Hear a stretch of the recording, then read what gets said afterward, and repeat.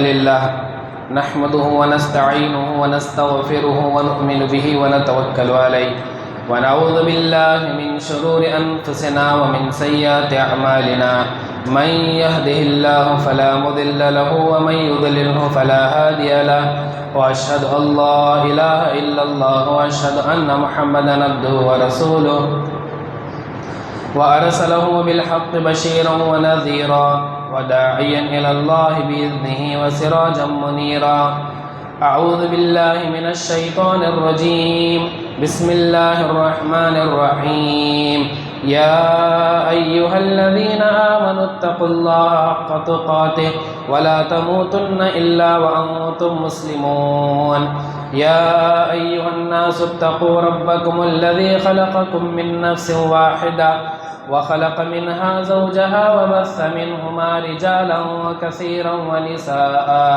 واتقوا الله الذي تساءلون به والأرحام إن الله كان عليكم رقيبا يا أيها الذين آمنوا اتقوا الله وقولوا قولا سديدا يصلح لكم أعمالكم ويغفر لكم ذنوبكم ومن يطع الله ورسوله فقد فاز فوزا عظيما أما بعد فإن خير الحديث كتاب الله وخير الهدي هدي محمد صلى الله عليه وسلم وشر الأمور محدثاتها وكل محدثة بدعة وكل بدعة ضلالة وكل ضلالة في النار فأعوذ بالله من الشيطان الرجيم بسم الله الرحمن الرحيم يريد الله بكم اليسر ولا يريد بكم العسر ولتكملوا العدة ولتكبروا الله على ما هداكم ولعلكم تشكرون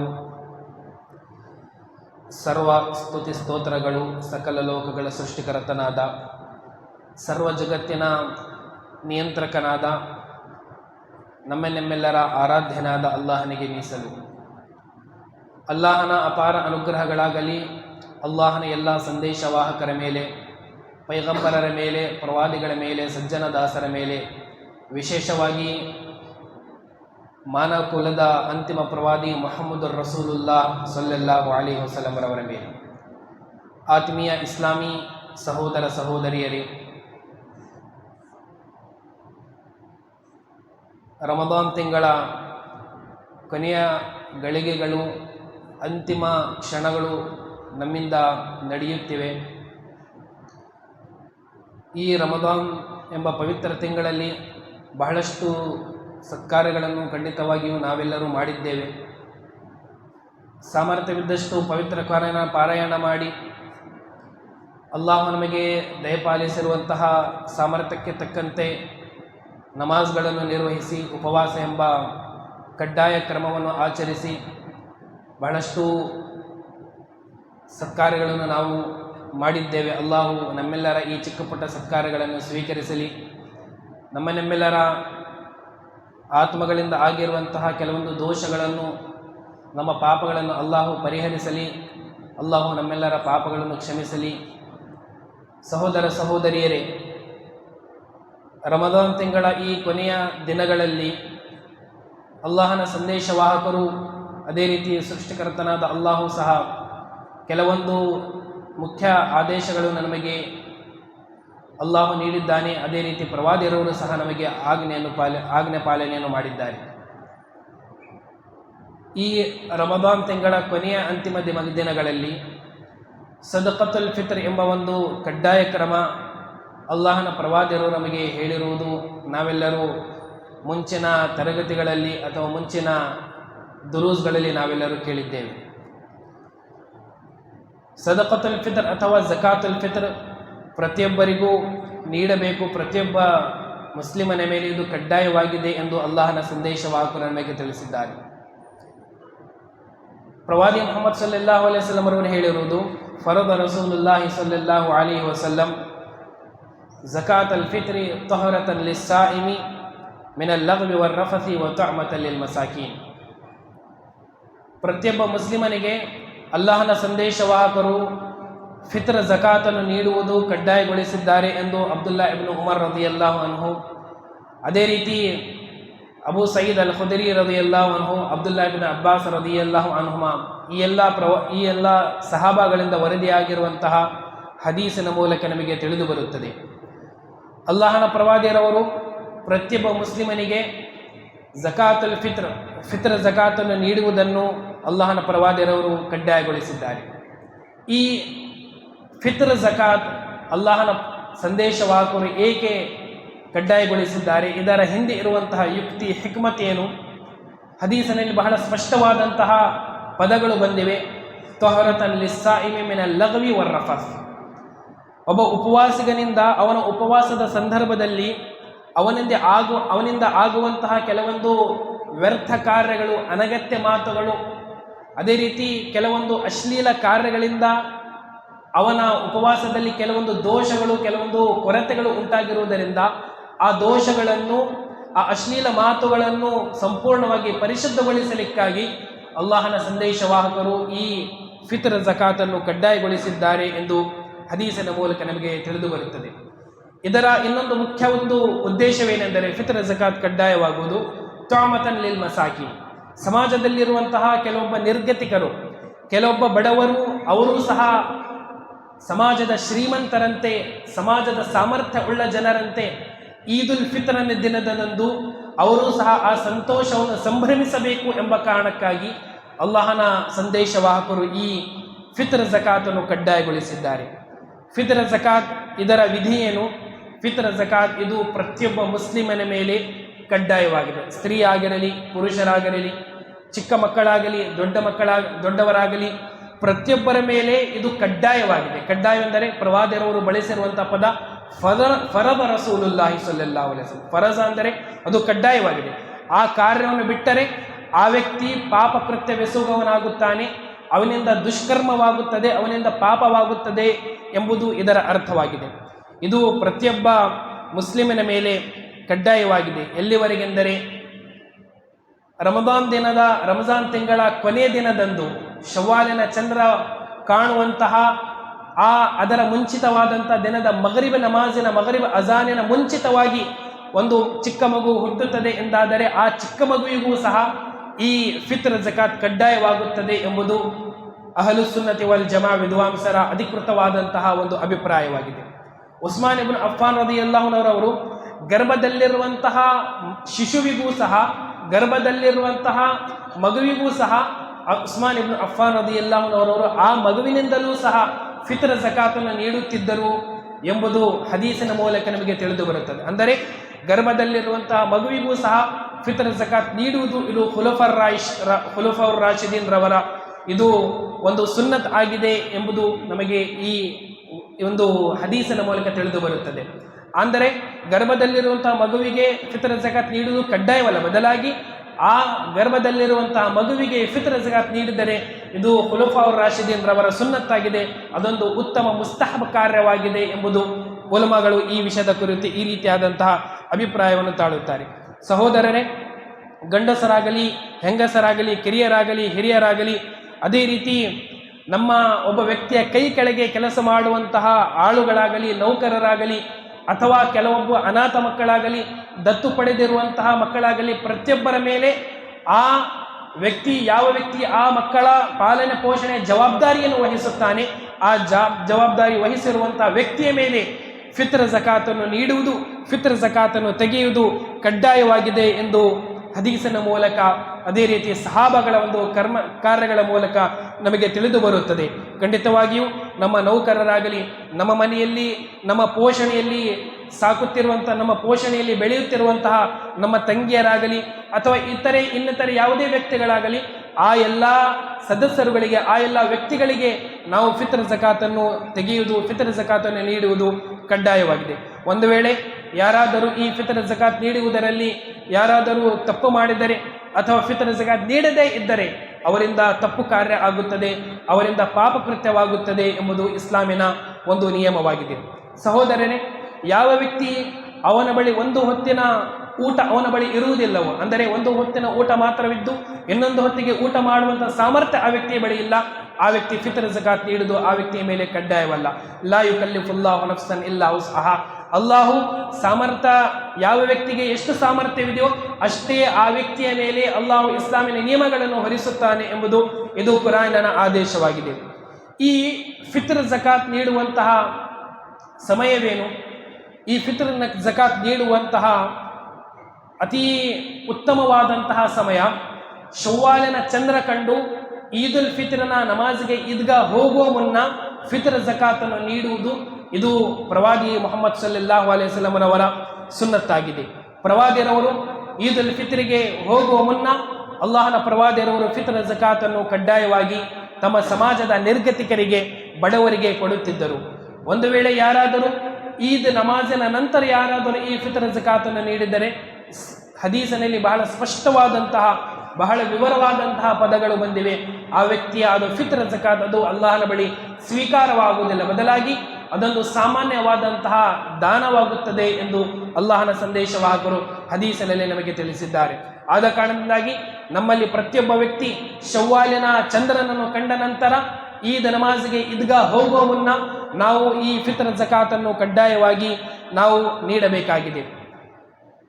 ಸಹಾಬಾಗಳಿಂದ ಈ ಫಿತ್ರ್ ಜಕಾತನ್ನು 2 ದಿನ ಮುಂಚೆ, 1 ದಿನ ಮುಂಚೆ, ಅದೇ ರೀತಿ 3 ದಿನ ಮುಂಚೆ ನೀಡುವಂತಹ ಕೆಲವೊಂದು ಕೆಲಸಗಳು, ಕೆಲವೊಂದು ಈ ರೀತಿಯಾದಂತಹ ವಿಷಯಗಳು ಹದೀಸಿನಲ್ಲಿ ಬಂದಿವೆ. ಕೆಲವೊಬ್ಬ ಸಹಾಬಾರವರು ಅವರು 2 ದಿನ ಮುಂಚೆ ಈ ಫಿತ್ರ್ ಜಕಾತನ್ನು ನೀಡುತ್ತಿದ್ದರು. ಯಾರಿಗೆ ಈ 2 ದಿನ ಮುಂಚೆ ಫಿತ್ರ್ ಜಕಾತನ್ನು ನಾವು ನೀಡಬೇಕು? ನಮ್ಮ ಸಮಾಜದಲ್ಲಿ ನಾವು ಜೀವಿಸುತ್ತಿರುವಂತಹ ನಮ್ಮ ಪ್ರದೇಶದಲ್ಲಿ ಬಡವರು ಇಲ್ಲದಿದ್ದಾಗ, ನಿರ್ಗತಿಕರು ಇಲ್ಲದಿದ್ದಾಗ, ಆ ಫಿತ್ರ್ ಜಕಾತ್ ಪಡೆಯುವಂತಹ ಅರ್ಹರು ಇಲ್ಲದಿದ್ದಾಗ ಬೇರೆ ಊರಿಗೆ ನಾವು ಈ ಫಿತ್ರ್ ಜಕಾತ್ ರವಾನಿಸುವಂತಹ ಆ ಬೇರೆ ಊರಿಗೆ ನಾವು ತಲುಪಿಸುವಂತಹ ಏನಾದರೂ ಪರಿಸ್ಥಿತಿ ನಮಗೆ ಬಂದರೆ ಆ ಸಂದರ್ಭದಲ್ಲಿ 2 ದಿನ ಮುಂಚೆ ನಾವು ಫಿತ್ರ್ ಜಕಾತನ್ನು ನೀಡಬಹುದು. ಇದಕ್ಕೆ ಬಹಳ ನೇರವಾದಂತಹ ಒಂದು ಹದೀಸ್, ನಾವೆಲ್ಲರೂ ತಿಳಿದಿರುವಂತಹ ಹದೀಸ್.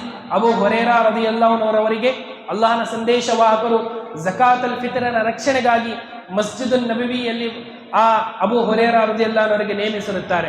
ಶೈತಾನನು ಬಂದು 3 ದಿನವೂ ಸಹ ಆ ಫಿತ್ರ್ ಜಕಾತಿನಿಂದ ಸಾಮಗ್ರಿಗಳನ್ನು, ಆಹಾರ ಪದಾರ್ಥಗಳನ್ನು ಕದ್ದು ಹೋಗುತ್ತಿರುವಾಗ ಆ ಅಬೂ ಹುರೈರಾ ರದಿಯಲ್ಲಾಹು ಅನ್ಹುರವರು ಶೈತಾನನಿಗೆ ಹಿಡಿದುಕೊಂಡು ಕೊನೆಯಲ್ಲಿ ಈ ಸಂಪೂರ್ಣವಾದಂತಹ ಒಂದು ಘಟನೆ ನಿಮಗೆ ತಿಳಿದಿದೆ.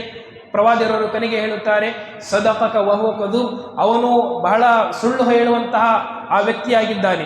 ಆದರೆ ನಿಮಗೆ ತಿಳಿಸಿರುವಂತಹ ನಿಮ್ಮ ಸಾಮಗ್ರಿಗಳು, ನಿಮ್ಮ ಸಾಮಾನುಗಳು, ನಿಮ್ಮ ಆಹಾರ ಪದಾರ್ಥಗಳು ಅದು ರಕ್ಷಣೆಯಾಗಬೇಕೆಂದಾದರೆ ನೀವು ಆಯತುಲ್ ಕುರ್ಸಿ ಅಲ್ಲಾಹು ಲಾ ಇಲಾಹ ಇಲ್ಲ ಓದಿ ಪಠಿಸಿ ಅದರ ಮೇಲೆ ಮಂತ್ರ ಮಾಡಬೇಕು ಎಂದು ಹೇಳಿರುವಂಥ ವಿಷಯ ಅದು ಸತ್ಯವಾಗಿದೆ. ಆದರೆ ವಹು ಕದೂಬ್, ಅವನು ಶೈತಾನನಾಗಿದ್ದಾನೆ. ಅವನು ಹೇಳಿರುವಂತಹ ಮಾತು ಸತ್ಯವಾಗಿದ್ದರೂ ಆ ವ್ಯಕ್ತಿ ಸುಳ್ಳು ಹೇಳುವವನಾಗಿದ್ದಾನೆ ಎಂದು ಪ್ರವಾದಿಯರು ಹೇಳಿರುವಾಗ 3 ದಿನಗಳವರೆಗೆ ಶೈತಾನನು ಒಂದು ಕದ್ದು ಹೋಗುತ್ತಿದ್ದ ಎಂದಾದರೆ ಆ 3 ದಿನಗಳ ಮುಂಚಿತವಾಗಿ ಅಬೂ ಹುರೈರಾ ರದಿಯಲ್ಲಾಹು ಅನ್ಹುರವರ ಬಳಿ ಆ ಮಸ್ಜಿದುಲ್ ನಬವಿಯಲ್ಲಿ ಪ್ರವಾದಿಯರವರು ಜಕಾತಲ್ ಫಿತ್ರ್ ಅನ್ನು ಸಂಗ್ರಹಿಸುತ್ತಿದ್ದರು ಎಂಬ ವಿಷಯ ನಮಗೆ ಬಹಳ ಸ್ಪಷ್ಟವಾಗಿ ಈ ಹದೀಸಿನಿಂದ ತಿಳಿದು ಬರುತ್ತದೆ.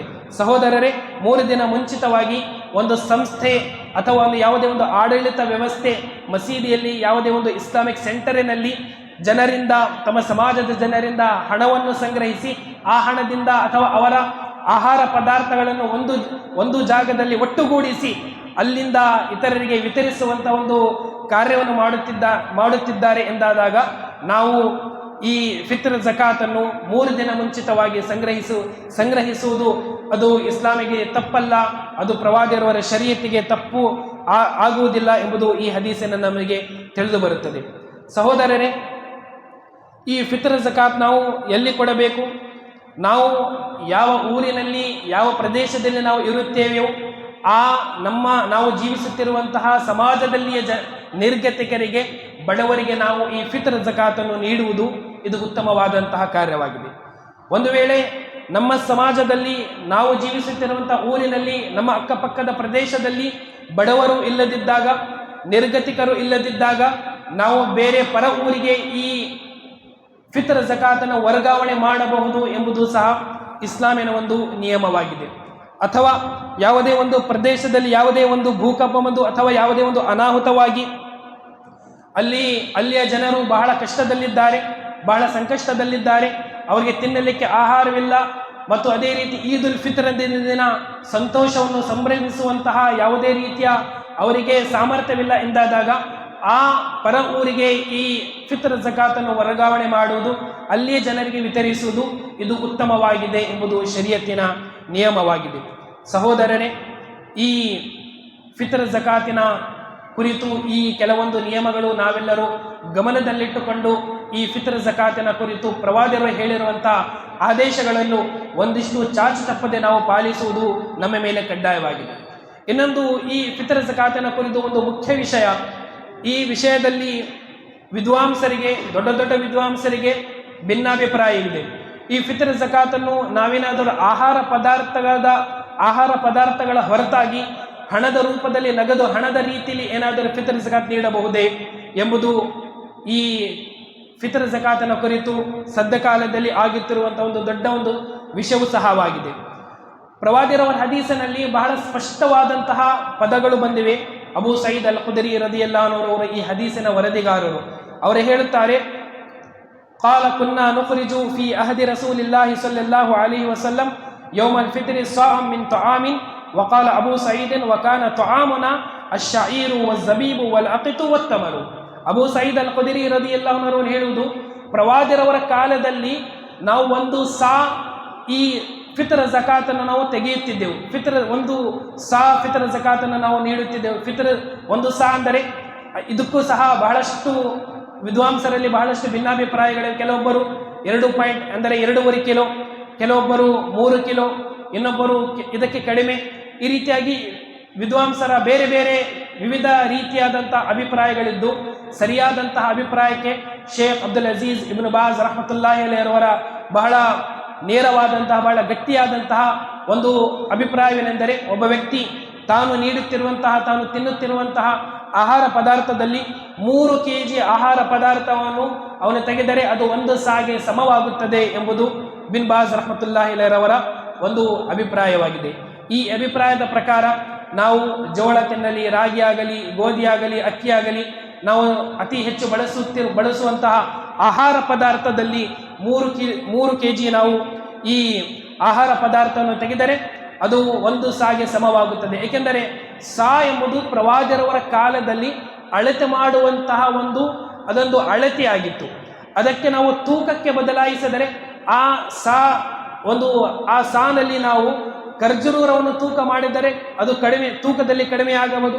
ಅದರಲ್ಲಿ ಅಕ್ಕಿಯನ್ನು ನಾವು ಅಳತೆ ಮಾಡಿದರೆ ಅದು ಕೆಜಿಗೆ ಅದಕ್ಕೆ ನಾವು ಬದಲಾಯಿಸಿದರೆ ಅದು ಅಕ್ಕಿ ಹೆಚ್ಚಾಗಬಹುದು, ಗೋಧಿ ಅಕ್ಕಿ ಹೆಚ್ಚಾಗಬಹುದು. ಬಾರ್ಲಿಯನ್ನು ನಾವು ಅದಕ್ಕೆ ತೂಕ ಮಾಡಿದರೆ ಸಾಗೆ ನಾವು ಬದಲಾಯಿಸಿ ಅದರಲ್ಲಿ ಅದು ಬಾರ್ಲಿ ಅಕ್ಕಿಯೂ ಸಹ ಅದರಲ್ಲಿ ಕಡಿಮೆ ಆಗಬಹುದು. ಈ ರೀತಿಯಾಗಿ ಒಂದು ಸಾ ಅದು ತೂಕಕ್ಕೆ ಸಮವಾಗಲಿಕ್ಕೆ ಸಾಧ್ಯವಿಲ್ಲ. ಪ್ರವಾದಿರವರ ಸುನ್ನತಿನ ಪ್ರಕಾರ ನಾವು ನಡೀಬೇಕೆಂದಾದರೆ ನಮ್ಮಲ್ಲಿ ಪ್ರತಿಯೊಬ್ಬರ ಮನೆಯಲ್ಲಿ ಪ್ರವಾದಿರವರ ಸಾ ಅದು ಇರಬೇಕು. ನಾವೆಲ್ಲರೂ ಹಜ್ ಉಮ್ರಕ್ಕೆ ಹೋಗುತ್ತೇವೆ, ಬಹಳಷ್ಟು ಸಾಮಗ್ರಿಗಳಲ್ಲಿ ನಾವು ಖರೀದಿ ಮಾಡಿ ಬರುತ್ತೆ. ಆದರೆ ಬಹಳಷ್ಟು ಜನರಿಗೆ ಈ ಸಾ ಅಲ್ಲಿಂದ ಖರೀದಿ ಮಾಡಲಿಕ್ಕೆ ಅವರಿಗೆ ಅಲ್ಲಾಹನ ತೌಫೀಕ್ ಆಗುವುದಿಲ್ಲ. ನಮ್ಮ ಮನೆಯಲ್ಲಿ ಪ್ರತಿಯೊಬ್ಬರ ಮನೆಯಲ್ಲಿ ಪ್ರವಾದಿರವರ ಸಾ ಇರಬೇಕು. ಇದು ಪ್ರವಾದಿರವರ ಒಂದು ಸುನ್ನತ ಸಾ ಆಗಿದೆ. ಆ ಪ್ರವಾದಿರವರ ಸಾವನ್ನು ನಾವು ಅಳತೆ ಮಾಡಿ ಅದನ್ನು ಕೊಟ್ಟರೆ ಪ್ರವಾದಿರವರ ಇನ್ನೊಂದು ಸುನ್ನತ್ ನಾವು ಜೀವಂತ ಮಾಡಿದ ಹಾಗೆ. ಸಹೋದರರೇ, ಪ್ರವಾದಿರವರ ಕಾಲದಲ್ಲಿ ಅವರ ಆಹಾರ ಪದಾರ್ಥ ಅದು ಫಿತ್ರ್ ಝಕಾತ್ ಆಗಿ ನೀಡುತ್ತಿದ್ದದು ಖರ್ಜೂರವಾಗಿತ್ತು. ಕಾನ ತುಆಮನ ಅಶ್ಶಾಯಿರು, ಇದು ಬಾರ್ಲಿ ಅಕ್ಕಿ ಆಗಿ, ಅದೇ ರೀತಿ ವಜ್ಜಬೀಬು ಒಣದ್ರಾಕ್ಷಿ, ವಲ್ ಅಕಿತು ಮೊಸರು, ಕೆಲವೊಬ್ಬರು ಇದಕ್ಕೆ ಮೊಸರೆಂದು ಅನುವಾದ ಮಾಡುತ್ತಾರೆ, ಇನ್ನು ಕೆಲವೊಬ್ಬರು ಅದಕ್ಕೆ ಬೆಣ್ಣೆ ಎಂದು ಸಹ ಅನುವಾದವೂ ಸಹ ಮಾಡುತ್ತಾರೆ. ಒತ್ತಮರು, ಖರ್ಜೂರ, ಈ ಎಲ್ಲ ಆಹಾರ ಪದಾರ್ಥಗಳು ಪ್ರವಾದಿರವರ ಕಾಲದಲ್ಲಿ ಚಾಲ್ತಿಯಲ್ಲಿತ್ತು. ಮತ್ತು ಇದರೊಂದಿಗೆ ತಿಳಿಯಬೇಕಾದಂಥ ಒಂದು ವಿಷಯವೇನೆಂದರೆ, ದಿರ್ಹಂ ಮತ್ತು ದೀನಾರ್ ಎಂಬ ನಾಣ್ಯಗಳು ಹಣದ ರೂಪದಲ್ಲಿ ಪ್ರವಾದಿರವರ ಕಾಲದಲ್ಲಿ ಅಸ್ತಿತ್ವದಲ್ಲಿತ್ತು ಮತ್ತು ಅದೊಂದು ಚಾಲ್ತಿಯಲ್ಲಿತ್ತು ಎಂಬುದು ಸಹ ನಮಗೆ ಪ್ರವಾದಿರವ ಹದೀಸ್ಗಳಿಂದ ನಮಗೆ ತಿಳಿದು ಬರುವಂತಹ ಒಂದು ವಿಷಯವಾಗಿದೆ. ಪ್ರವಾದಿರವರು ಒಂದು ವೇಳೆ ಮದೀನಾದ ಒಂದು ದಾರಿಯಲ್ಲಿ ನಡೆದು ಹೋಗುತ್ತಿರುವಾಗ ಸತ್ತಿರುವಂತಹ ಮೇಕೆ, ಅಲ್ಲಿ ಒಂದು ಮೇಕೆ ಸತ್ತು ಬಿದ್ದಿತ್ತು. ಪ್ರವಾದಿರವರು ಕೇಳಿದರು, 1 ದಿರ್ಹಮಿಗೆ ಈ ಮೇಕೆ ಯಾರಾದರೂ ನನ್ನಿಂದ ಖರೀದಿ ಮಾಡಲಿಕ್ಕೆ ಸಾಧ್ಯವೇ? ಯಾರಾದರೂ ಖರೀದಿ ಮಾಡಲು, ಇದನ್ನು ಪರ್ಚೇಸ್ ಮಾಡಲು ಬಯಸುತ್ತೀರಾ ಎಂದು ಪ್ರವಾದಿರವರು ಕೇಳಿದರು. ಇದರಿಂದ ಅರ್ಥವಾಗುವಂಥ ವಿಷಯವೇನೆಂದರೆ, ಪ್ರವಾದಿರವರ ಕಾಲದಲ್ಲಿ ದಿರ್ಹಂ ಮತ್ತು ದೀನಾರ್ ಎಂಬ ಹಣದ ರೂಪದಲ್ಲಿ ನಗದು ನಾಣ್ಯಗಳು ಅದು ಚಾಲ್ತಿಯಲ್ಲಿತ್ತು. ಆದರೂ ಕೂಡ ಪ್ರವಾದಿಯರವರು ಹಣ ಕೊಡಬಹುದಿತ್ತು. ಪ್ರವಾದಿಯರವರು ಹಣದ ಮೂಲಕ ದಿರ್ಹಮ್ ಮತ್ತು ದೀನಾರ್ ನೀಡಿ ಈ ಝಕಾತುಲ್ ಫಿತ್ರ್ ಝಕಾತನ್ನು ಪೂರ್ಣಗೊಳಿಸಬಹುದಿತ್ತು. ಆದರೆ ಪ್ರವಾದಿಯರವರು ಕಟ್ಟಿದ್ದು ಅದು ಆಹಾರ ಪದಾರ್ಥಗಳಾಗಿತ್ತು. ಅದೇ ರೀತಿ ಹಣ ಕೊಡಬಹುದೆಂದು ಯಾವುದೇ ಸಹಾಬಿರವರಿಂದ ಇದು ಸಾಬೀತಾಗಿರುವಂತಹ ವಿಷಯವಲ್ಲ, ಅವರ ಅಭಿಪ್ರಾಯವೂ ಸಹ ಅಲ್ಲ. ಆದರೆ ತಾಬಯಿಗಳಲ್ಲಿ ಅಥವಾ ಇನ್ನು ಕೆಲವೊಬ್ಬರು ಬಹಳ ದೊಡ್ಡ ದೊಡ್ಡ ತಾಬಯಿಗಳು ಸಹ ಅವರು ಹಣವನ್ನು ನೀಡುತ್ತಿದ್ದರು ಎಂಬುದಾಗಿದೆ.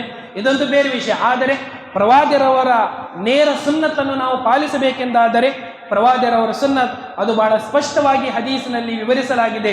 ಅದೇನೆಂದರೆ ಅಲ್ಲಾಹನ ಪ್ರವಾದಿಯರವರು ಈ ಆಹಾರ ಪದಾರ್ಥಗಳಲ್ಲಿ, ಅಂದರೆ ಆ ಸಮಾಜದಲ್ಲಿ ಆ ಪ್ರದೇಶದಲ್ಲಿ ಅತಿ ಹೆಚ್ಚು ಜನರು ಬಳಸುತ್ತಿರುವಂತಹ ಆಹಾರ ಪದಾರ್ಥಗಳು ಅಲ್ಲಾಹನ ಪ್ರವಾದಿಯರವರು ಈ ಫಿತ್ರ್ ಝಕಾತನ್ನು ನೀಡುತ್ತಿದ್ದರು. ಅದೇ ರೀತಿಯಾಗಿ ನಾವು ಸಹ ನಮ್ಮ ಸಮಾಜದಲ್ಲಿ ನಾವು ತಿನ್ನುವಂತಹ, ನಮ್ಮ ಮನೆಯಲ್ಲಿ ತಿನ್ನುವಂತಹ ಅತಿ ಉತ್ತಮವಾದಂತಹ ಆಹಾರ ಪದಾರ್ಥವನ್ನು ನಾವು ನಮ್ಮ ಸಮಾಜದ ನಿರ್ಗತಿಕರಿಗೆ, ಬಡವರಿಗೆ ನಾವು ಕೊಡಬೇಕು. ಕೆಲವೊಬ್ಬರು ವರ್ಷಕ್ಕೆ ಈ ವರ್ಷದ ಫಿತ್ರ್ ಝಕಾತಿನ ಹಣ ಇಷ್ಟು ಎಂದು ನಿಗದಿಪಡಿಸಿದ್ದಾರೆ. ಇದು ಪ್ರವಾದಿಯರವರ ಸುನ್ನತಿಗೆ ವಿರುದ್ಧವಾದಂತಹ ಮಾತ್ರವಲ್ಲ, ಬದಲಾಗಿ ಇದೊಂದು ಸಮಾಜದಲ್ಲಿ ಆಗುತ್ತಿರುವಂತಹ ಹೊಸದಾದಂತಹ ಒಂದು ನವೀನಾಚಾರವೂ ಸಹ ಆಗಿದೆ. ಪ್ರವಾದಿಯರವರಿಂದ ಯಾವುದೇ ರೀತಿಯಾದಂಥ ಈ ರೀತಿ ಹದೀಸ್ ಸಾಬೀತಾಗಿಲ್ಲ. ಇದು ಇಮಾಮ್ ಅಬೂ ಹನೀಫಾ ರಹಮತುಲ್ಲಾಹಿ ಅಲೈಹಿರವರ ಒಂದು ಅಭಿಪ್ರಾಯ. ಅವರ ಅಭಿಪ್ರಾಯಕ್ಕೆ ಈ ಹನಫಿಗಳು ಅವರ ತಮ್ಮ ಇಮಾಮರಿಗೆ ವಿರುದ್ಧವಾಗಿಯೂ ಸಹ ನಡೆಯುತ್ತಾರೆ. ಇಮಾಮ್ ಅಬೂ ಹನೀಫಾರವರ ಅಭಿಪ್ರಾಯವೇನೆಂದರೆ ಹಣ ನೀಡಬಹುದು, ನಗದ ಹಣ ನೀಡಬಹುದು ಎಂದು ಅವರ ಅಭಿಪ್ರಾಯ. ಆದರೆ ಪ್ರತಿಯೊಬ್ಬರಿಗೆ, ಶ್ರೀಮಂತರಿಗೂ ಸಹ ಒಂದೇ ರೀತಿಯ 70 ರೂಪಾಯಿ ಹಣವನ್ನು ನಿಗದಿಪಡಿಸುವುದು, ಬಡವರು ಸಹ 70 ರೂಪಾಯಿ 65 ರೂಪಾಯಿ ಅವರು ಈ ಹಣವನ್ನು ನಿಗದಿಪಡಿಸಿ ಪ್ರತಿಯೊಬ್ಬರು ಅಷ್ಟೇ ನೀಡುವುದು ಹಾಗಲ್ಲ. ಬದಲಾಗಿ ಒಬ್ಬ ವ್ಯಕ್ತಿಯನ್ನು 40 ರೂಪಾಯಿಯನ್ನು ಅಕ್ಕಿ ತಿನ್ನುತ್ತಾನೆ, ಇನ್ನೊಬ್ಬ ವ್ಯಕ್ತಿ 100 ರೂಪಾಯಿ ಅಕ್ಕಿ ತಿನ್ನುತ್ತಾನೆ. ಪ್ರತಿಯೊಬ್ಬರ ಸಾಮರ್ಥ್ಯಕ್ಕೆ ತಕ್ಕಂತೆ ಅವರು ಈ ಫಿತ್ರ್ ಝಕಾತನ್ನು ನೀಡುವುದು ಇದು ಕಡ್ಡಾಯವಾಗಿದೆ ಎಂಬುದು ಹದೀಸಿನಿಂದ ತಿಳಿದು ಬರುವಂತಹ ಒಂದು ವಿಷಯವಾಗಿದೆ. ಸಹೋದರರೇ, ಒಂದು ಸಾ ಅದು 3 ಕಿಲೋವರೆಗೂ ಆಗುತ್ತದೆ ಎಂಬುದು ಎಲ್ಲ ವಿದ್ವಾಂಸರ ಮತ್ತು ಅದೇ ರೀತಿ ಶೇಖ್ ಬಿನ್ ಬಾಜ್, ಸೌದಿ ಅರೇಬಿಯಾ ಅತ್ಯಂತ ದೊಡ್ಡ ಮುಫ್ತಿಯಾದಂತಹ ಶೇಖ್ ಅಬ್ದುಲ್ ಅಜೀಜ್ ಇಬ್ನ್ ಬಾಜ್ ರಹಮತುಲ್ಲಾಹಿ ಅಲೈಹಿರವರ ಅಭಿಪ್ರಾಯವಾಗಿದೆ. ಕೆಲವೊಬ್ಬರು 2.5 ಕಿಲೋ ಸಹ ಇದು ಆಗುತ್ತದೆ ಎಂಬುದು ಕೆಲವೊಬ್ಬ ವಿದ್ವಾಂಸರ ಅಭಿಪ್ರಾಯ. 2.5 ಕಿಲೋ ಒಬ್ಬ ವ್ಯಕ್ತಿ ನೀಡಿದರೆ ಅದು ಸಹ ಸರಿಯಾಗುತ್ತದೆ. ಆದರೆ ಒಂದು ಭಿನ್ನಾಭಿಪ್ರಾಯದಿಂದ ನಾವು ಉಳಿಯಬೇಕೆಂದಾದರೆ, ನಮ್ಮನ್ನು ರಕ್ಷಿಸಿಕೊಳ್ಳಬೇಕೆಂದರೆ 1/2 ಕಿಲೋ ನಾವು ಹೆಚ್ಚಾಗಿ ನೀಡಿದರೆ ನಮ್ಮ ಪ್ರಪಂಚ ಮುಳುಗಿ ಹೋಗುವುದಿಲ್ಲ. 3 kg ಒಬ್ಬ ವ್ಯಕ್ತಿಯಿಂದ ಅವನು ಫಿತ್ರ್ ಝಕಾತ್ ಅನ್ನು ನೀಡಿದರೆ ಅದು ಫಿತ್ರ್ ಝಕಾತ್ ಸಂಪೂರ್ಣವಾಗುತ್ತದೆ ಎಂಬುದು ಶರೀಯತ್ತಿನ ಒಂದು ನೀತಿ ಮತ್ತು ನಿಯಮ ಸಹ ಆಗಿದೆ. ಸಹೋದರರೇ, ಈ ಫಿತ್ರ್ ಝಕಾತಿನಲ್ಲಿ ಅಡಗಿರುವಂತಹ ಒಂದು ಉದ್ದೇಶವನ್ನು ನಾವು ಪಡೆಯಲಿಕ್ಕಾಗಿ ನಾವು ನಮ್ಮ ಸಮಾಜದ ನಿರ್ಗತಿಗರು ಸಹ ನಮ್ಮಂತೆಯೇ ಅವರು ಈದ್ ಉಲ್ ಫಿತ್ರ್ನ ದಿನದಂದು ಅವರು ಸಂತೋಷವನ್ನು ಸಂಭ್ರಮಿಸುವ ಸಲುವಾಗಿ, ಅದೇ ರೀತಿ ನಮ್ಮ ಉಪವಾಸದಲ್ಲಿ ಆಗುತ್ತಿರುವಂತಹ ಕೆಲವೊಂದು ದೋಷಗಳಿಂದ ನಾವು ನಮ್ಮ ಪಾಪಗಳನ್ನು ಪರಿಹರಿಸಲಿಕ್ಕೆ, ನಮ್ಮ ಉಪವಾಸವನ್ನು ನಾವು ಪರಿಶುದ್ಧ ಮಾಡಿಕೊಳ್ಳಲಿಕ್ಕೆ ಈ ಫಿತ್ರ್ ಝಕಾತನ್ನು ಪ್ರತಿಯೊಬ್ಬರೂ ಕಡ್ಡಾಯವಾಗಿ ನೀಡಬೇಕೆಂಬುದು ಈ ಎಲ್ಲ ಮಾತುಗಳ ಒಂದು ಸಾರಾಂಶವಾಗಿದೆ. ಸಹೋದರರೇ, ಪವಿತ್ರ ಕುರಾನಿನ ಒಂದು ಸೂಕ್ತಿಯನ್ನು ನಾನು ನಿಮ್ಮ ಮುಂದೆ ಪಠಿಸಿದ್ದೇನೆ. ಅಲ್ಲಾಹು ಉಪವಾಸದ ಕೆಲವೊಂದು ನಿಯಮಗಳನ್ನು ಈ ಸೂಕ್ತಿಯಲ್ಲಿ ಪ್ರಸ್ತಾಪಿಸಿದ ನಂತರ ಅಲ್ಲಾಹು ಹೇಳುವುದೇನೆಂದರೆ, ಯುರೀದುಲ್ಲಾಹು ಬಿಕುಮಲ್ ಯಸ್ರ್ ವಲಾ ಯುರೀದು ಬಿಕುಮಲ್ ಉಸ್ರ್. ಅಲ್ಲಾಹು ನಿಮ್ಮೊಂದಿಗೆ ಸುಲಭ ರೀತಿಯಾಗಿ ವರ್ತಿಸಲಿಕ್ಕೆ ಬಯಸುತ್ತಾನೆ, ಅಲ್ಲಾಹು ನಿಮಗೆ ಕಷ್ಟಕ್ಕೆ ಒಳಪಡಿಸಲಿಕ್ಕೆ ಬಯಸುವುದಿಲ್ಲ. ಅದೇ ರೀತಿ ವಲಿತುಕ್ಮಿಲುಲ್ ಇದ್ದತ ವಲಿತುಕಬ್ಬಿರುಲ್ಲಾಹ ಅಲಾ ಮಾ ಹದಾಕುಂ, ನೀವು ಈ ಎಣಿಕೆ ಕೆಲವೊಂದು ದಿನಗಳನ್ನು ಸಂಪೂರ್ಣಗೊಳಿಸಲಿಕ್ಕಾಗಿ, ಅದೇ ರೀತಿ ಅಲ್ಲಾಹನ ಮಹಿಮೆಯನ್ನು ಅಲ್ಲಾಹನನ್ನು ಪ್ರಶಂಸಿಸುವಂತಹ ಸಲುವಾಗಿ, ನೀವು ಸನ್ಮಾರ್ಗವನ್ನು ಅಲ್ಲಾಹನೇ ತೋರಿಸಿಕೊಟ್ಟಂತಹ ಸಲುವಾಗಿ ನೀವು ಅಲ್ಲಾಹನ ತಕ್ಬೀರನ್ನು ಹೇಳಬೇಕೆಂಬುದು ಅಲ್ಲಾಹನ ಉದ್ದೇಶವಾಗಿದೆ. ವಲಿತುಕ್ಮಿಲುಲ್ ಇದ್ದತ ವಲಿತುಕಬ್ಬಿರುಲ್ಲಾಹ ಅಲಾ ಮಾ ಹದಾಕುಂ ವಲಅಲ್ಲಕುಂ ತಶ್ಕುರೂನ್. ಅಲ್ಲಾಹನ ಅತಿ ಹೆಚ್ಚು ಕೃತಜ್ಞತೆ ಸಲ್ಲಿಸುವಂತಹ ಸಲುವಾಗಿ ಅಲ್ಲಾಹು ನಿಮಗೆ ಈ ರಮಜಾನಿನ ದಿನದಂದು, ಈ ರಮಜಾನ್ ತಿಂಗಳ ಕೊನೆಯ ದಿನಗಳಲ್ಲಿ ಅಲ್ಲಾಹನ ಅತಿ ಹೆಚ್ಚು ನೀವು ಅಲ್ಲಾಹನ ಮಹಿಮೆಯನ್ನು ನೀವು ಕೊಂಡಾಡಬೇಕೆಂಬುದು ಅಲ್ಲಾಹು ನಿಮಗೆ ಉದ್ದೇಶಿಸುತ್ತಿದ್ದಾನೆ.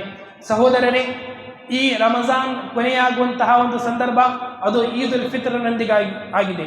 ಈದ್ ಉಲ್ ಫಿತ್ರ್ ಮುಸ್ಲಿಮರ ಒಂದು ಸಾಮೂಹಿಕ ಹಬ್ಬವಾಗಿದೆ.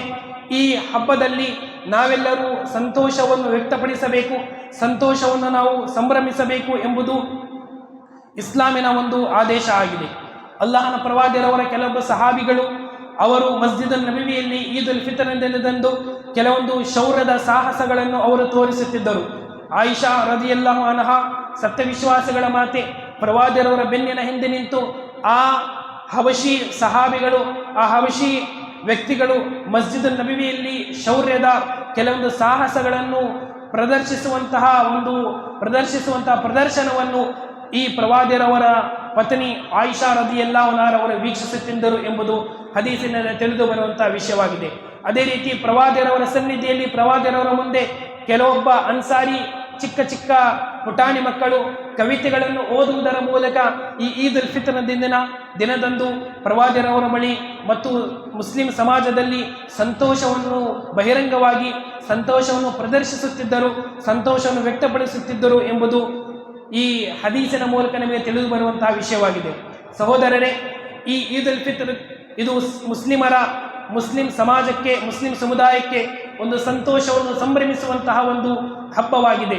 ಅಲ್ಲಾಹನ ಪ್ರವಾದಿಯವರು ಈ ಹಬ್ಬದ ದಿನದಂದು ಸಹ ಕೆಲವೊಂದು ಇಸ್ಲಾಮಿ ನೀತಿ ನಿಯಮಗಳನ್ನು ನಮಗೆ ತೋರಿಸಿದ್ದಾರೆ, ನೀತಿ ನಿಯಮಗಳನ್ನು ನಮಗೆ ನೀಡಿದ್ದಾರೆ.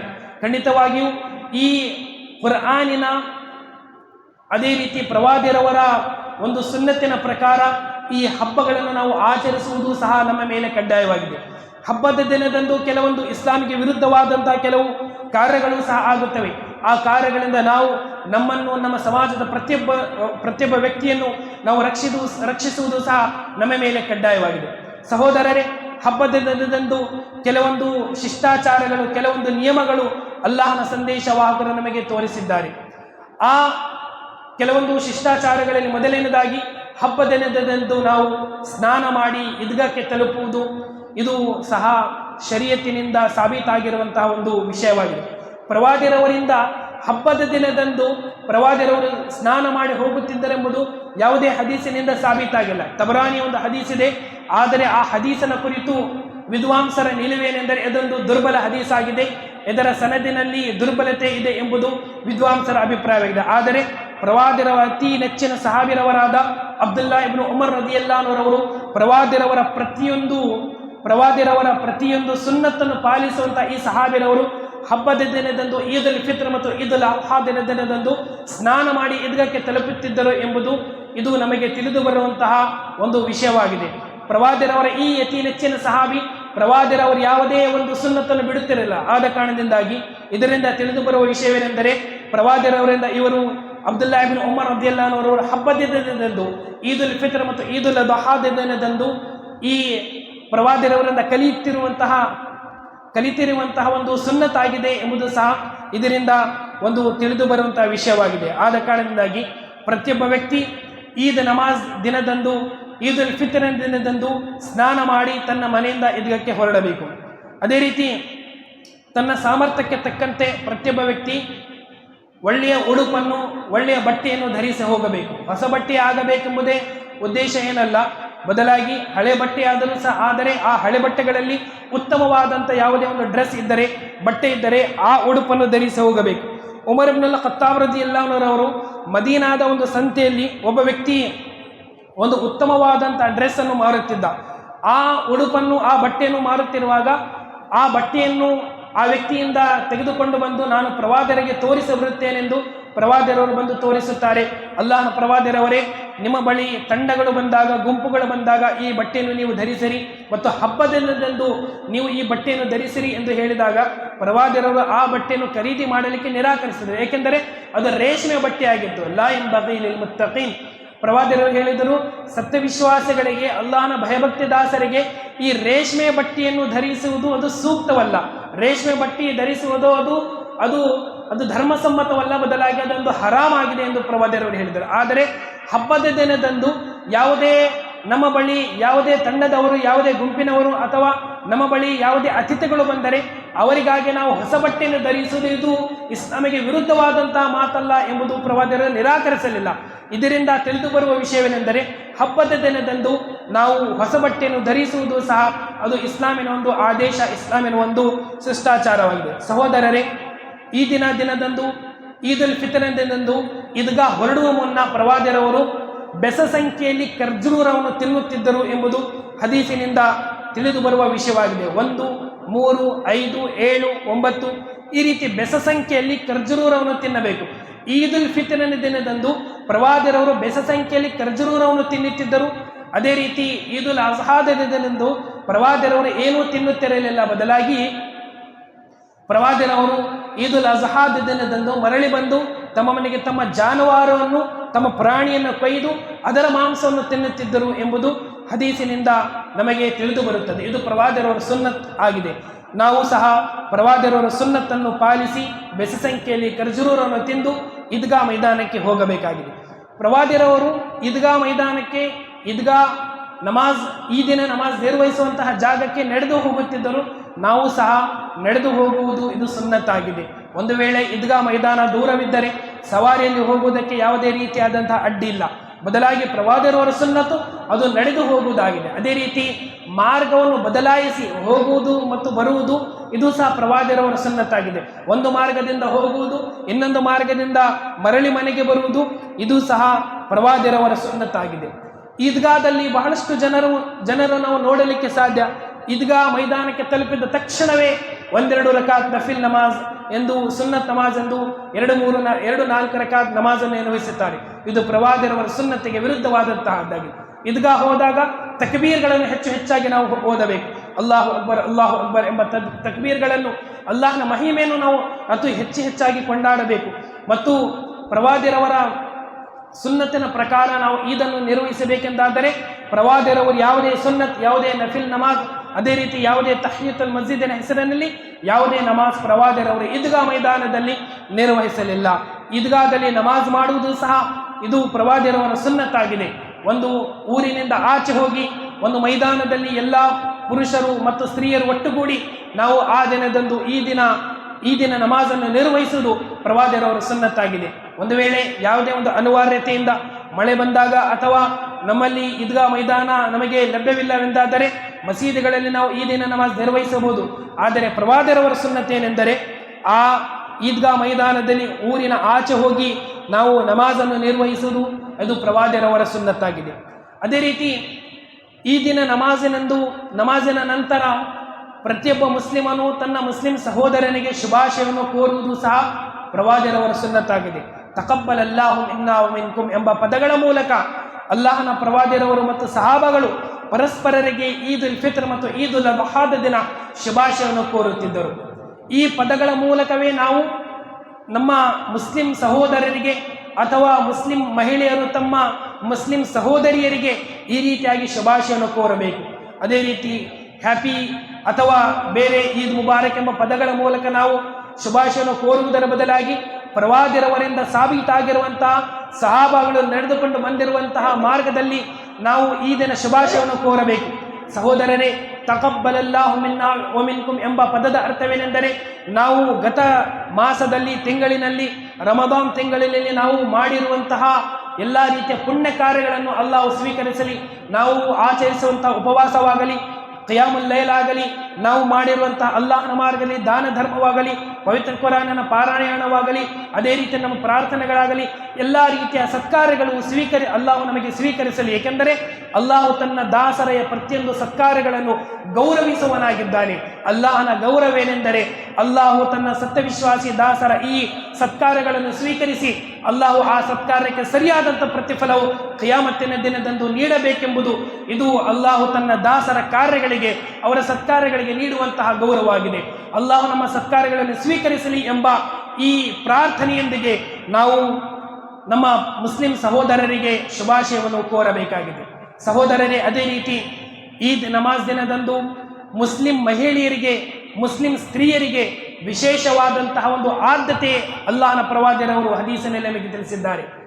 ವರ್ಷದ ಪ್ರತಿಯೊಂದು ದಿನದಂದು, ಪ್ರತಿಯೊಂದು ಗಳಿಗೆಯಲ್ಲಿ, ಪ್ರತಿಯೊಂದು ಸಮಯದಲ್ಲಿ ಮಹಿಳೆಯರಿಗೆ ಮಸೀದಿಗಳ ದ್ವಾರಗಳು ಅದು ತೆರೆದಿವೆ. ಸ್ತ್ರೀಯರು ಬಂದು ಮಸೀದಿಯಲ್ಲಿ ಕುಳಿತುಕೊಂಡು ನಮಾಜ್ ಮಾಡಬಹುದು, ಇಸ್ಲಾಮಿ ಪ್ರವಚನಗಳನ್ನು ಕೇಳಬಹುದು, ಇಸ್ಲಾಮಿ ನಿದರ್ಶನದಂತೆ ಅವರು ಮಸೀದಿಯಲ್ಲಿ ಅವರ ಸಮಯವನ್ನು ಕಳೆಯಬಹುದು ಎಂಬುದು ಇಸ್ಲಾಮಿನ ವಿಧಿ, ಇಸ್ಲಾಮ ನಿಯಮವಾಗಿದೆ. ಅದೇ ರೀತಿ ಮುಸ್ಲಿಮರು ತಮ್ಮ ಸಂತೋಷವನ್ನು ಸಂಭ್ರಮಿಸುತ್ತಿರುವಂತಹ ಸಂದರ್ಭದಲ್ಲಿ ಈ ಈದ್ ಉಲ್ ಫಿತರನ ಸಮಯದಲ್ಲೂ ಸಹ ಮುಸ್ಲಿಂ ಮಹಿಳೆಯರು ಈದ್ಗಾ ಮೈದಾನಕ್ಕೆ ಬಂದು ಅವರು ಮುಸ್ಲಿಮರ ಸಂತೋಷದಲ್ಲಿ ಭಾಗವಾಗಬೇಕೆಂಬುದು ಸಹ ಇಸ್ಲಾಮಿನ ಒಂದು ನಿದರ್ಶನ, ಇಸ್ಲಾಮಿನ ಒಂದು ಆದೇಶನ ಮುಸ್ಲಿಂ ಮಹಿಳೆಯರಿಗಾಗಿದೆ. ಎಲ್ಲಿವರೆಗೆಂದರೆ ಪ್ರವಾದಿರವರು ಋತುಸ್ರಾವದಿಂದ ನಡೆಯುತ್ತಿರುವಂತಹ ಸ್ತ್ರೀಯರಿಗೂ ಸಹ ಅವರು ನಮಾಜ್ ಮಾಡದೆ ಕೇವಲ ಪ್ರವಚನಕಾರರ ಖತೀಬರ ಪ್ರವಚನವನ್ನು ಕೇಳಿ ಮುಸ್ಲಿಮರ ಸಾಮೂಹಿಕವಾದಂತಹ ಈ ಪ್ರಾರ್ಥನೆಯಲ್ಲಿ ಪಾಲ್ಗೊಳ್ಳಬೇಕೆಂಬುದು ಪ್ರವಾದಿರವರ ಆದೇಶವಾಗಿತ್ತು. ಋತುಸ್ರಾವವಿರುವಂತಹ ಮಹಿಳೆಯರಿಗೂ ಸಹ ಪ್ರವಾದಿರವರು ಈದ್ಗಾ ಮೈದಾನಕ್ಕೆ ಅವರಿಗೆ ಕರೆತರಬೇಕು. ಆದರೆ ಅವರು ನಮಾಜ್ ಮಾಡದೆ ಅವರು ಬೇರೆ ಒಂದು ಜಾಗದಲ್ಲಿ ಕುಳಿತುಕೊಂಡು ಪ್ರವಚನವನ್ನು ಕೇಳಿ ಮುಸ್ಲಿಮರ ಪ್ರಾರ್ಥನೆ, ಸಾಮೂಹಿಕ ಪ್ರಾರ್ಥನೆಯಲ್ಲಿ ಅವರು ಈ ಪ್ರಾರ್ಥನೆಯಲ್ಲಿ ಪಾಲ್ಗೊಳ್ಳಬೇಕು ಎಂಬುದು ಪ್ರವಾದಿರವರ ಆದೇಶವಾಗಿತ್ತು. ಸಹೋದರರೇ, ಮುಸ್ಲಿಂ ಮಹಿಳೆಯರು ಮಸೀದಿಗಳಿಗೆ ಬರುವುದು, ಅದೇ ರೀತಿ ಮುಸ್ಲಿಮರ ಈದ್ಗಾ ಮೈದಾನಕ್ಕೆ ಬರುವುದು ಇದೊಂದು ಯಾವುದೇ ರೀತಿಯಾದಂತಹ ಫಿತನವಲ್ಲ, ಬದಲಾಗಿ ಇಸ್ಲಾಂ ಮಹಿಳೆಯರಿಗೆ ನೀಡಿರುವಂತಹ ಒಂದು ಗೌರವವಾಗಿದೆ. ಯಾವ ರೀತಿ ಪುರುಷರಿಗೆ ತಮ್ಮ ಸಂತೋಷವನ್ನು ಸಂಭ್ರಮಿಸುವಂತಹ ಅವಕಾಶವಿದೆಯೋ ಅದೇ ರೀತಿ ಸ್ತ್ರೀಯರಿಗೂ ಸಹ ಈ ಪುರುಷರಿಗೆ ಸಮಾನವಾದಂತೆ ತಮ್ಮ ಸಂತೋಷವನ್ನು ಬಹಿರಂಗವಾಗಿ ವ್ಯಕ್ತಪಡಿಸುವ, ಪ್ರದರ್ಶಿಸುವಂತಹ ಅವಕಾಶ ಮುಸ್ಲಿಂ ಮಹಿಳೆಯರಿಗೂ ಸಹ ಇದೆ ಎಂಬುದು ಇಸ್ಲಾಮಿನ ನಿಯಮವಾಗಿದೆ. ಮುಸ್ಲಿಂ ಸ್ತ್ರೀಯರು ಮಹಿಳೆಯರು ಮಸೀದಿಗೆ ಬರುವುದು ಫಿತನವಲ್ಲ. ಬೇರೆ ಎಲ್ಲ ಸಂಭ್ರಮಗಳಿಗೆ, ಬೇರೆ ಎಲ್ಲ ಕಾರ್ಯಕ್ರಮಗಳಿಗೆ ಸ್ತ್ರೀಯರು ಅವರು ಹೋಗಬಹುದು, ಆದರೆ ಮಸೀದಿಗಳಿಗೆ ಬರುವುದು ಫಿತನವಾಗುವುದು ಇದು ಇಸ್ಲಾಮಿಗೆ ವಿರುದ್ಧವಾದಂತಹ ಒಂದು ಮಾತಾಗಿದೆ. ಸಹೋದರರೇ, ಪ್ರವಾದಿರವರು ತಿಳಿಸಿರುವಂತಹ ಆದೇಶವೇನೆಂದರೆ ಲಿತುಲ್ಬಿಸ್ಹಾ ಉಖ್ತಹಾ ಮಿನ್ ಜಿಲ್ಬಾಬಿಹಾ. ಒಬ್ಬ ಮುಸ್ಲಿಂ ಸ್ತ್ರೀಯ ಬಳಿ, ಮುಸ್ಲಿಂ ಮಹಿಳೆಯ ಬಳಿ ಚಾದರ ಇಲ್ಲವೆಂದಾದರೆ ತನ್ನ ಆಕೆಯ ಸಹೋದರಿ ಆಕೆಗೆ ಚಾದರನ್ನು ನೀಡಿ ಆಕೆಗೆ ಪರ್ದಾ ಮಾಡಲಿಕ್ಕೆ, ಹಿಜಾಬ್ ಮಾಡಲಿಕ್ಕೆ ಅವಕಾಶ ಮಾಡಿಕೊಡಬೇಕು ಎಂಬುದು ಸಹ ಪ್ರವಾದಿರವರ ಇಲ್ಲಿಯವರೆಗೆ ಒಂದು ಆದೇಶವಾಗಿದೆ. ಇದರಿಂದ ತಿಳಿದು ಬರುವುದೇನೆಂದರೆ ಮುಸ್ಲಿಂ ಮಹಿಳೆಯರಿಗೆ ಈದ್ಗಾ ಮೈದಾನಕ್ಕೆ ಬರುವಂತಹ ಸಂಪೂರ್ಣವಾದಂತಹ ಅನುಮತಿ, ಸಂಪೂರ್ಣವಾದಂತಹ ಅವರಿಗೆ ಅವಕಾಶವಿದೆ. ಸಹೋದರರೇ, ಮುಸ್ಲಿಂ ಸ್ತ್ರೀಯರು ಈ ಈದ್ಗಾ ಮೈದಾನಕ್ಕೆ ಬರುವ ಮುನ್ನ ಅವರು ಸಹ ಕೆಲವೊಂದು ನಿಯಮಗಳನ್ನು ಪಾಲಿಸಬೇಕು. ಅವರು ಸುಗಂಧವನ್ನು ಹಚ್ಚದೆ ಮತ್ತು ತಮ್ಮ ಆಭರಣಗಳನ್ನು ಅಲಂಕರಿಸದೆ ಮತ್ತು ಪರಪುರುಷರು ಅವರಿಗೆ ನೋಡದಂತೆ ಸಂಪೂರ್ಣವಾಗಿ ಹಿಜಾಬಿನೊಂದಿಗೆ ಅವರು ಈ ಈದ್ಗಾ ಮೈದಾನಕ್ಕೆ ಬರಬೇಕು. ಸುಗಂಧವನ್ನು ಹಚ್ಚಿ ತಮ್ಮ ಆಭರಣಗಳನ್ನು, ತಮ್ಮ ಅಲಂಕಾರವನ್ನು ಪ್ರದರ್ಶಿಸಿ ಅವರು ಬರುವುದಾದರೆ ಅವರು ತಮ್ಮ ಮನೆಯಲ್ಲಿ ಇರುವುದು ಅವರಿಗೆ ಉತ್ತಮವಾಗಿದೆ. ಸಹೋದರರೇ, ಈ ರೀತಿಯಾದಂತಹ ನಿಯಮಗಳನ್ನು ಪಾಲಿಸಿ ನಮ್ಮ ಮುಸ್ಲಿಂ ಸ್ತ್ರೀಯರು ಈ ಈದ್ಗಾ ಮೈದಾನಕ್ಕೆ ಬರಬೇಕು. ಸಂತೋಷದ ವಿಷಯವೇನೆಂದರೆ ಸಲಫಿ ಈದ್ಗಾ ಮೈದಾನಗಳಲ್ಲಿ, ಅಹ್ಲುಲ್ ಹದೀಸ್ರವರ ಈದ್ಗಾ ಮೈದಾನದಲ್ಲಿ ಸ್ತ್ರೀಯರಿಗೆ ಒಂದು ಸಪರೇಟ್ ಆದಂತಹ ಒಂದು ಪ್ರತ್ಯೇಕವಾದಂತಹ ಅವರಿಗೆ ಸ್ಥಳಾವಕಾಶ ಇರುತ್ತದೆ. ಇದು ಸಲಫಿಯತ್ತಿನ, ಇದು ಸಲಫಿ ವಿದ್ವಾಂಸರ ಅತ್ಯಂತ ಒಂದು ದೊಡ್ಡ ಸಂತೋಷದ ಒಂದು ವಿಷಯವಾಗಿದೆ. ಸಹೋದರರೇ, ಅದೇ ರೀತಿ ಈ ಈದ್ ನಮಾಜಿನ ಮುಂಚೆ ಕೆಲವೊಂದು ತಪ್ಪು ಕಾರ್ಯಗಳು ನಮ್ಮಿಂದ, ನಮ್ಮ ಸಮಾಜದ ಕೆಲವೊಬ್ಬ ವ್ಯಕ್ತಿಗಳಿಂದ ಅದು ಸಂಭವಿಸುತ್ತವೆ.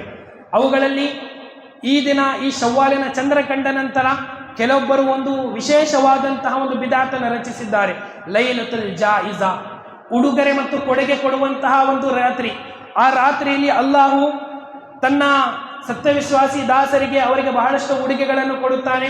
ವಿಶೇಷವಾದಂಥ ಒಂದು ಪ್ರಾರ್ಥನೆ, ವಿಶೇಷವಾದಂಥ ಒಂದು ನಮಾಜನ್ನು ರೂಪಿಸಿ ಆ ಲೈಲತುಲ್ ಜಾಯಿಜಾ ಎಂಬ ಒಂದು ರಾತ್ರಿಯನ್ನು ನಿರ್ಮಿಸಿ ಆ ರಾತ್ರಿಯಲ್ಲಿ ಕೆಲವೊಂದು ಪ್ರಾರ್ಥನೆಗಳು, ಕೆಲವೊಂದು ನಮಾಜ್ಗಳನ್ನು ನಿರ್ವಹಿಸುತ್ತಾರೆ.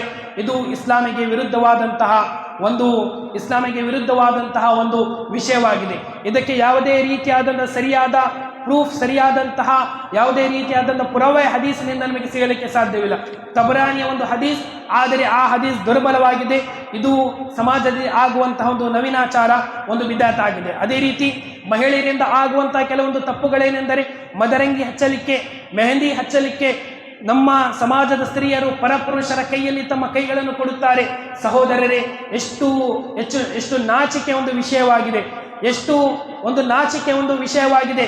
ಸ್ತ್ರೀಯರು ಪರಪುರುಷರಿಗೆ ಕೈ ಕೊಡುವುದೇ ಎಂದಿಗೂ ಪ್ರವಾದಿ ಮುಹಮ್ಮದ್ ಸಲ್ಲಲ್ಲಾಹು ಅಲೈಹಿ ವಸಲ್ಲಂ ಅವರಿಂದ ಇದು ಎಂದಿಗೂ ಆಗದಂತಹ ಒಂದು ಕಾರ್ಯವಾಗಿದೆ. ಉಮ್ಮುಲ್ ಮುಅ್ಮಿನೀನ್ ಆಯಿಷಾ ರದಿಯಲ್ಲಾಹು ಅನ್ಹಾ ಅವರು ಹೇಳುತ್ತಾರೆ, ಅಲ್ಲಾಹನ ಪ್ರವಾದಿರವರ ಕೈ ಪರಸ್ತ್ರೀಯರಿಗೆ ಎಂದಿಗೂ ಮುಟ್ಟಲಿಲ್ಲ ಎಂಬುದು ಪ್ರವಾದಿರವರ ಈ ಪತ್ನಿ ಉಮ್ಮುಲ್ ಮುಅ್ಮಿನೀನ್ ಆಯಿಷಾ ರದಿಯಲ್ಲಾಹು ಅನ್ಹಾ ಅವರು ಹೇಳುತ್ತಾರೆ. ಪರಪುರುಷರ ಮೈಗೆ ಕೈ ಕೊಡುವುದು ಇದು ನಮ್ಮ ಅತ್ಯಂತ ದೊಡ್ಡ ಒಂದು ಸಮಾಜದಲ್ಲಿ ಆಗುತ್ತಿರುವಂತಹ ಮುಸ್ಲಿಂ ಸ್ತ್ರೀಯರಿಂದ ತಪ್ಪಾಗಿದೆ. ಈ ನಮ್ಮ ಸ್ತ್ರೀಯರ ಕುರಿತು ನಾವೆಲ್ಲರೂ ಕಾಳಜಿ ವಹಿಸಬೇಕು. ಅವರ ಕುರಿತು ಅವರ ಪಾಲಕರು, ಅವರ ಪೋಷಕರು ಈ ಕುರಿತು ಅವರಿಗೆ ಸರಿಯಾದಂತಹ ಒಂದು ನಿದರ್ಶನ, ಅವರಿಗೆ ಸರಿಯಾದಂತಹ ಮಾರ್ಗದರ್ಶನ ಮಾಡಬೇಕೆಂಬುದು ನಮ್ಮಲ್ಲಿ ಪ್ರತಿಯೊಬ್ಬ ವ್ಯಕ್ತಿಯ ಜವಾಬ್ದಾರಿಯೂ ಸಹ ಆಗಿದೆ. ಸಹೋದರರೇ, ಈದ್ ನಮಾಜ್ ನಂತರ ದಿನದಂದು ವಿಶೇಷವಾಗಿ ಸಮಾಧಿಗೆ ತಲುಪಿ ಸಮಾಧಿ ಸಂದರ್ಶನ ಮಾಡಿ ಅಲ್ಲಿ ನಮ್ಮ ಹಿರಿಯರಿಗೆ ಪ್ರಾರ್ಥನೆ ಮಾಡುವುದು ಸಹ ಒಂದು ಸಮಾಜದ ಒಂದು ಬಿದಾತ್ ಆಗಿದೆ. ಪ್ರವಾದಿರವರು ಸಮಾಧಿ ಹೋಗಲಿಕ್ಕೆ ಅನುಮತಿಯನ್ನು ನೀಡಿದ್ದಾರೆ. ಅದು ಯಾವಾಗ? ಅದು ಈ ದಿನವೇ ಅಲ್ಲ, ಬದಲಾಗಿ ವರ್ಷದ ಯಾವುದೇ ದಿನದಂದು ನೀವು ಸಮಾಧಿಗೆ ಹೋಗಬಹುದು. ಕಬರಸ್ಥಾನಿಗೆ ಹೋಗಿ ನೀವು ಸಮಾಧಿಗಳನ್ನು ಸಂದರ್ಶನ ಮಾಡಬಹುದು. ಏಕೆ? ಲಿತುದಕ್ಕಿರುಲ್ ಆಖಿರ. ಈ ಸಮಾಧಿ ಸಂದರ್ಶನವು ನಿಮಗೆ ಕಿಯಾಮತ್ತಿನ ಆಖಿರತ್ ದಿನದಂದು, ಪುನರುತ್ಥಾನ ದಿನದಂದು ಭಯ ನಿಮ್ಮ ಮನಸ್ಸಿನಲ್ಲಿ ಮೂಡಿಸುತ್ತದೆ ಎಂಬುದು ಪ್ರವಾದರ ಉದ್ದೇಶವಾಗಿದೆ. ಈ ದಿನದಂದು ಈದ್ ನಮಾಜ್ ನಿರ್ವಹಿಸಿ ನೇರವಾಗಿ ಕಬರಸ್ಥಾನಿಗೆ ಹೋಗುವುದು ಇದು ಪ್ರವಾದರ ಸುನ್ನತಿಗೆ ವಿರುದ್ಧವಾದಂತಹದ್ದಾಗಿದೆ. ಅದೇ ರೀತಿ ಈ ದಿನ ನಮಾಜ್ ನಂತರ ಬಂದು ತಂದೆ ತಾಯಿಯರಿಗೆ ಅಥವಾ ನಮ್ಮ ಮನೆಯ ದೊಡ್ಡವರಿಗೆ, ಹಿರಿಯರಿಗೆ ಅವರಿಗೆ ಕಾಲಿಗೆ ಚುಂಬನವನ್ನು ನೀಡುವುದು, ಅವರ ಕಾಲಿಗೆ ಬಿದ್ದು ನಾವು ಸುಜೂದನ್ನು ಮಾಡುವುದು, ಸಹೋದರರೇ, ಇದು ಶಿರ್ಕ್ ಅಲ್ಲದೆ ಮತ್ತೇನು? ಸುಜೂದ್ ಎಂಬುದು ಕೇವಲ ಅಲ್ಲಾಹನಿಗೆ ಮಾತ್ರ ಅನುಮತಿ ಇರುವಂತಹ ಒಂದು ಕಾರ್ಯವಾಗಿದೆ. ಅಲ್ಲಾಹನಿಗೆ ಮಾತ್ರ ಸುಜೂದ್ ಇದು ಧರ್ಮಸಮ್ಮತವಾಗಿದೆ, ಜಾಯಿಜ್ ಆಗಿದೆ. ಅಲ್ಲಾಹನ ಹೊರತಾಗಿ ಪ್ರವಾದಿರವರು ಹೇಳಿರುವುದು, ಅಲ್ಲಾಹನ ಹೊರತಾಗಿ ಇತರೆ ಯಾವುದೇ ವ್ಯಕ್ತಿಗೆ ಸುಜೂದ್ ಅದು ಜಾಯಿಜ್ ಇರುತ್ತಿದ್ದರೆ, ಅನುಮತಿ ಇರುತ್ತಿದ್ದರೆ, ನಾನು ಪತ್ನಿಯರಿಗೆ, ಅವರು ತಮ್ಮ ಪತಿಯರಿಗೆ ಸುಜೂದ್ ಮಾಡಬೇಕೆಂದು ನಾನು ಅವರಿಗೆ ಆದೇಶವನ್ನು ನೀಡುತ್ತಿದ್ದೆ ಎಂದು ಪ್ರವಾದಿರವರು ಹೇಳಿದರು. ತಂದೆ ತಾಯಿಯರಾಗಲಿ, ನಮ್ಮ ಗುರು ಹಿರಿಯರಾಗಲಿ, ಸಮಾಜದ ಯಾವುದೇ ದೊಡ್ಡ ವ್ಯಕ್ತಿಯಾಗಲಿ, ಯಾರಿಗೂ ಸಹ ಅವರು ನಮ್ಮ ಅತ್ತೆ ಮಾವರಾಗಲಿ ಯಾರೇ ಆಗಲಿ ಅವರಿಗೆ ಸುಜೂದ್ ಮಾಡುವುದು ಇದು ಶಿರ್ಕ್ ಆಗಿದೆ. ಇದು ಪ್ರವಾದಿರವರ ಸುನ್ನತಿಗೆ, ಪ್ರವಾದಿರವರ ಚರ್ಯೆಗೆ ವಿರುದ್ಧವಾದಂತಹಾಗಿದೆ. ಈ ರೀತಿಯಾದಂತಹ ಬಹಳಷ್ಟು ತಪ್ಪು ಕಾರ್ಯಗಳು ಈ ದಿನದಂದು ಸಂಭವಿಸುತ್ತವೆ. ಅಲ್ಲಾಹು ನಮ್ಮೆಲ್ಲರಿಗೆ ಪ್ರವಾದಿರ ಸುನ್ನತಿನ ಪ್ರಕಾರ ನಮ್ಮ ಈ ದಿನ ಸಂತೋಷಗಳನ್ನು ಸಂಭ್ರಮಿಸುವಂತಹ ತೌಫೀಕ್ ದಯಪಾಲಿಸಲಿ. ಎಲ್ಲ ರೀತಿಯ ತಪ್ಪು ಕಾರ್ಯಗಳಿಂದ, ಎಲ್ಲ ರೀತಿಯ ಕೆಡುಕುಗಳಿಂದ ಅಲ್ಲಾಹು ನಮ್ಮನ್ನು, ನಮ್ಮ ಸಮಾಜವನ್ನು, ನಮ್ಮ ಸಮಾಜದ ಪ್ರತಿಯೊಬ್ಬ ವ್ಯಕ್ತಿಯನ್ನು ಅಲ್ಲಾಹು ರಕ್ಷಿಸಲಿ. ಅಲ್ಲಾಹು ನಾವು ಜೀವಂತವಿರುವವರೆಗೆ ಅಲ್ಲಾಹು ಇಸ್ಲಾಮಿನ ನೇರವಾದಂತಹ ಆದೇಶಗಳನ್ನು ಪಾಲಿಸುವಂತಹ ತೌಫೀಕನ್ನು ದಯಪಾಲಿಸಲಿ. ಈ ರಮಜಾನ್ ತಿಂಗಳಲ್ಲಿ ನಾವೆಲ್ಲರೂ ಮಾಡಿರುವಂತಹ ಎಲ್ಲ ರೀತಿಯ ಪುಣ್ಯ ಕಾರ್ಯಗಳನ್ನು ಅಲ್ಲಾಹು ಸ್ವೀಕರಿಸಲಿ. ನಮ್ಮಿಂದ ಆಗಿರುವಂತಹ ಕೆಲವೊಂದು ಚಿಕ್ಕ ಪುಟ್ಟ ತಪ್ಪುಗಳನ್ನು ಅಲ್ಲಾಹು ಅದನ್ನು ಕ್ಷಮಿಸಲಿ. ರಬ್ಬನಾ ظلمنا أنفسنا وإن لم تغفر لنا وترحمنا لنكون من الخاسرين ربنا آتنا في الدنيا حسنة وفي الآخرة حسنة وقنا عذاب النار. أقول قولي هذا أستغفر الله لي ولكم ولسائر المسلمين واستغفروه إنه هو الغفور الرحيم. إن الحمد لله نحمده ونستعينه ونستغفره ونؤمن به ونتوكل عليه ونعوذ بالله من شرور أنفسنا ومن سيئات أعمالنا من يهده الله فلا مضل له ومن يضلل فلا هادي له وأشهد أن لا إله إلا الله وأشهد أن محمدا عبده ورسوله وأرسله بالحق بشيرا ونذيرا وداعيا إلى الله بإذنه وسراجا منيرا. أما بعد فإن خير الحديث كتاب الله وخير الهدي هدي محمد صلى الله عليه وسلم وشر الأمور محدثاتها وكل محدثة بدعة وكل بدعة ضلالة وكل ضلالة في النار. فأعوذ بالله من الشيطان الرجيم. بسم الله الرحمن الرحيم. إن الله وملائكته يصلون على النبي يا أيها الذين آمنوا صلوا عليه وسلموا تسليما. اللهم صل على محمد وعلى آل محمد كما صليت على إبراهيم وعلى آل إبراهيم إنك حميد مجيد. اللهم بارك على محمد وعلى آل محمد كما باركت على إبراهيم وعلى آل إبراهيم إنك حميد مجيد. إن الله يأمر بالعدل والإحسان وإيتاء ذي القربى وينهى عن الفحشاء والمنكر والبغي يعظكم لعلكم تذكرون. اذكروا الله يذكركم وادعوه يستجب لكم والله يعلم ما تصنعون.